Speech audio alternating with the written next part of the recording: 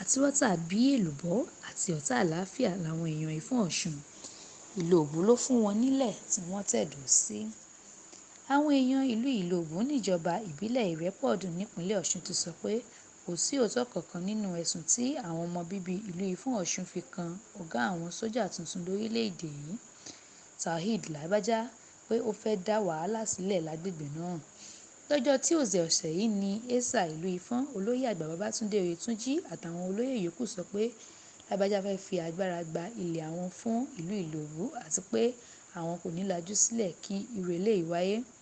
Ṣùgbọ́n ọ̀tún jagun ìlú Ilobu, olóyè Adégòkè Ògúnṣọlá sọ fún àwọn oníròyìn pé ọ̀tá àlàáfíà pátápátá tí kò fẹ́ràn àṣeyọrí ọ̀gágun Tawhid Lagbaja àti ààrẹ Bọ́lá Tinubu ní àwọn èèyàn ìlú Ifọ̀n. Olóyè Ògúnṣọlá ṣàlàyé pé ìgbà bíi 6 làwọn èèyàn Ifọ̀n ti gbé ìlú Ilobu lọ sí ilé-ẹjọ́ lórí ọ̀rọ̀ àwọn ilẹ̀ tí wọ́n ń sọ yìí, ṣùgbọ́n tó jẹ́ pé òfo ọjọ́ kejì ọjà ni wọ́n mú bọ̀. Wọ́n wá ké sí àwọn agbófinró láti fìwé pe Esa Oyètúnjí àti ọmọọba Jídé Akínyọ̀yè láti ṣe ìwádìí wọn kí wọ́n má bàa dá wàhálà sílẹ̀ láàrin ìlú Ilobu àti Ifọ̀n nípasẹ̀ irọ́ tí wọ́n ń pa káàkiri. Kejì tí wọ́n ní kí ìlú Ilobu lápapọ̀ kí wọ́n fèsì lórí òkòtó rọ́ tí ìlú Ifọ̀n tí wọ́n ta jáde sí ẹ̀yìn oníròyìn lánàá.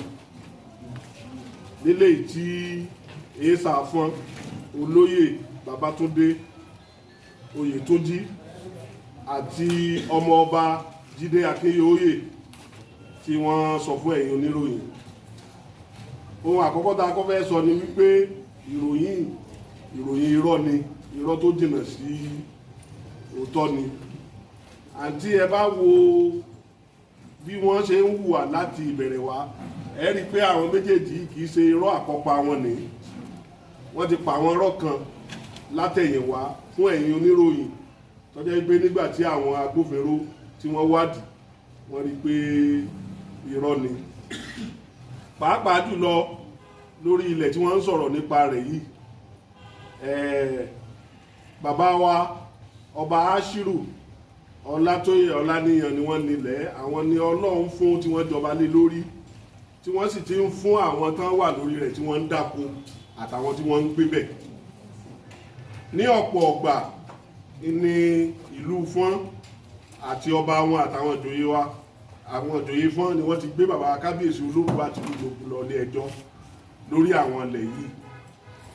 Ẹjọ́ bíi 6 àbí 7 ni wọ́n pè wá, tí ó sì jẹ́ wípé kò sí ọ̀kankan tí wọ́n ti jàre nínú gbogbo ẹjọ́ yìí.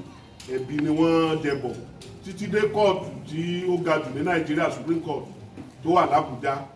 Ẹ̀bi ni wọ́n ń jẹ bọ̀.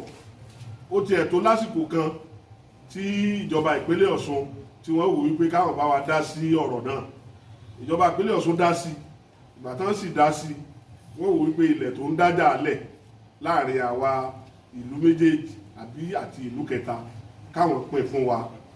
Ọba kìíní, ìkejì, ìkẹta, wọ́n wò wípé kálàáfíà lè jọba.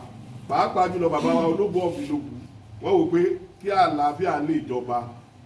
Àwọn wò wípé àwọn làwọn bí Ifọ̀n, ọmọ àwọn ni Olúfọ̀n, àwọn làwọn fi ẹlẹ́rìn síbi tó wà, tí wọ́n bá nídìí ilẹ̀ sí fún ìdàgbàsókè ìlú wọn.